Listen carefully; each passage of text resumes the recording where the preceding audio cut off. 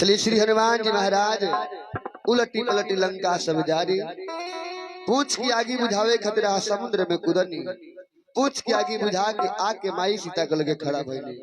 माई सीता से कहनी कि हे माता अब हम रामादल में जाता नहीं, जैसे भगवान हमरा के अंगूठी निशानी दे रहनी हो वैसा ही रहुआ हमरा के कोनो चिन्हा दे दी। हनुमान जी महाराज के माई सीता चूड़ामणि निकाल के दिहली, कहली कि हे बबुआ तू रामादल में जाता तो भगवान से कही हो जल्दी से जल्दी लंका पे चढ़ाई करी। हनुमान जी महाराज पहुंचनी रामादल में तो भगवान राम हनुमान जी से पूछे तनी कि हनुमान तू लंका में गई रह तो बड़ा गलती काम को क्या बड़ा हो, तू बताओ केकर आज्ञा लेके वो काम कैल हो तनी हमरा के बताओ। भगवान राम पूछे तनी कि पूछते हैं राम हनुमत अरे बता दीजिए, पूछते हैं राम हनुमत अरे बता दीजिए, किसने कहा था लंका जला दीजिए।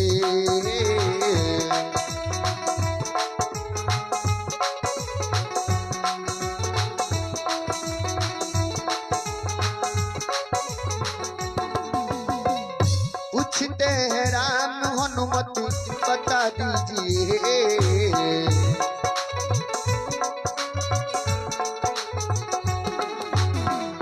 पूछते हैं राम हनुमत बता दीजिए, किसने कहा था लंका जला दीजिए।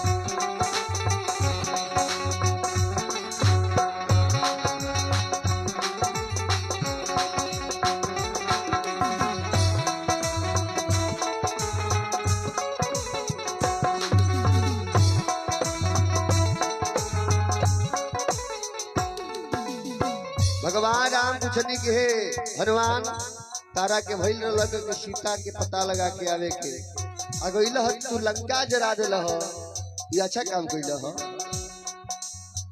कि पाती हुई थी केवल सिया सुधी लाने की, कहा तो नहीं था जाकर लंका जलाने की।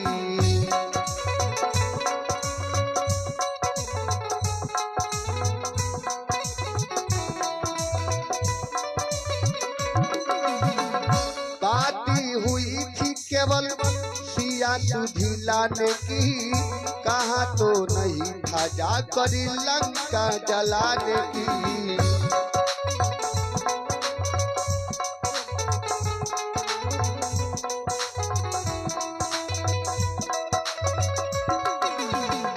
सच है जो बात हनुमत बता दीजिए, सच है जो बात हमको बता दीजिए, किसने कहा था लंका जला दीजिए।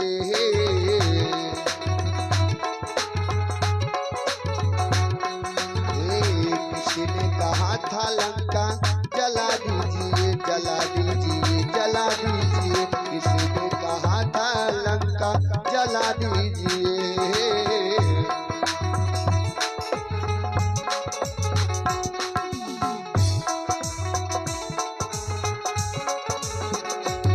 आपके प्यार में हम संवरने लगे, आपके प्यार में हम संवरने लगे, तुझसे नाम हो।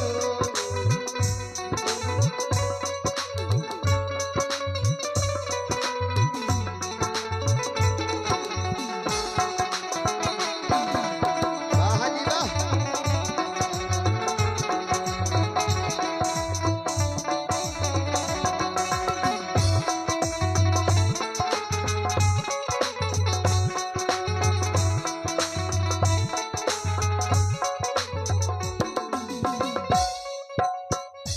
भगवान राम कहने के हनुमान रावण के फुलवारी में गइल हो, रावण के फुलवारी उजाड़ दिल हो, रावण के लइका अक्षय कुमार के मार दिल हो।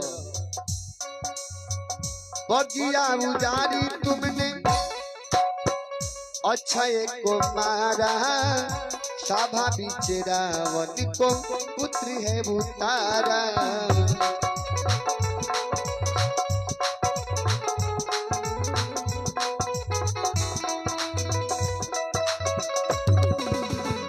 बगिया उजाड़ी तुमने अक्षय को मारा, सभा बीच रावण को पुत्र है उतारा।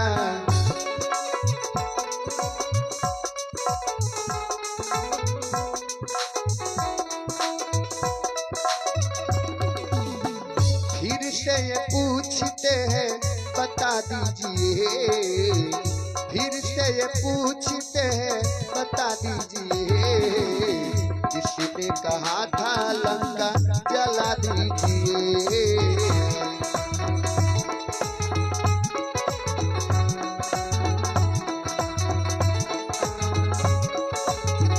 तब हनुमान महाराज को लिखे प्रभु, अरे आप पूछत नहीं किसने कहा था लंका जला दीजिए।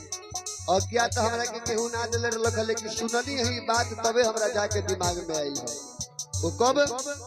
तब हम अशोक के वृक्ष के ऊपर बैठे रहनी, त्रिजटा अपना सखी लोग से कहत रहे कि हे सखी हम सपना में देखनी है कि एगो बंदर आइल बा आ पूरा बगिया उजाड़ के लंका जरा दिले बा।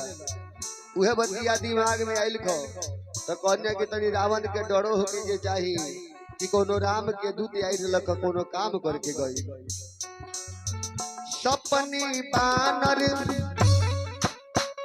लंका जारी, जादू धान से ना सब मारी।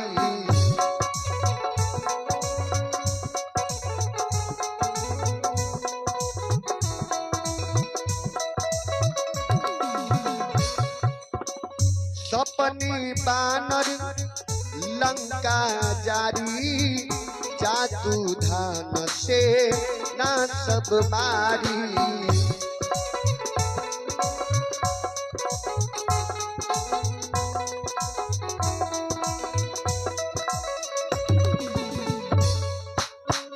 कहती है त्रिजटा उसको बुला लीजिए, कहती है त्रिजटा उसको अरे बुला लीजिए। तो उसी ने कहा था लंका जला दीजिए।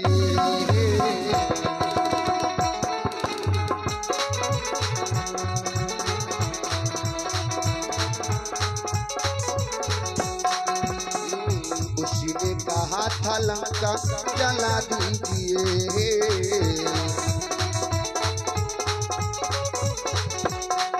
मंगल मूर्ति मारुति नंदन